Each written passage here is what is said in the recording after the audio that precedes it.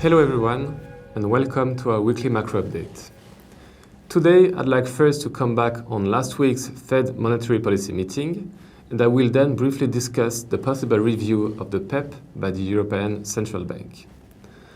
So last week, the Fed released its new macroeconomic projections for the next 3 years. With increasing evidence of a V-shaped recovery, the Fed has revised upwards its forecast for GDP growth and inflation. This is not surprising, given that the previous forecasts were released in June, when uncertainties were at their highest in the US.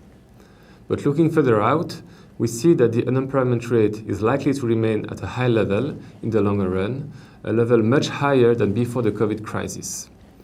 This is a clear signal that after this initial rebound, the way back to normal will be long. On interest rates, a large majority of FOMC members now expects no rate hikes before 2024 at the earliest.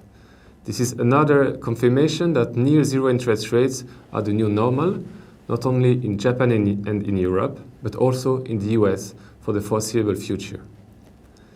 While FOMC members do not yet favor a strategy of yield curve control like in Japan or of negative interest rate like in Europe and Switzerland, the Fed has introduced a strong forward guidance that marks the end of preemptive rate hikes in anticipation of higher inflation.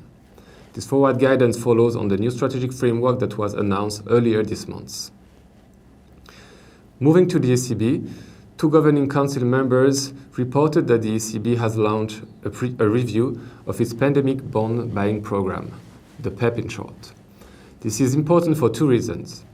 First, it opens the door to an increase in the size of the program and an extension of its term, which is currently set at June 2021.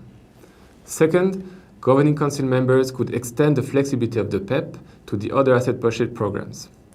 This would allow the ECB to buy more sovereign debt from peripheral countries by departing from the capital key. The ECB will also be allowed to buy sovereign debt from Greece, for example, which it cannot under the older programs. Overall, this review will be positive for peripheral spreads in Europe.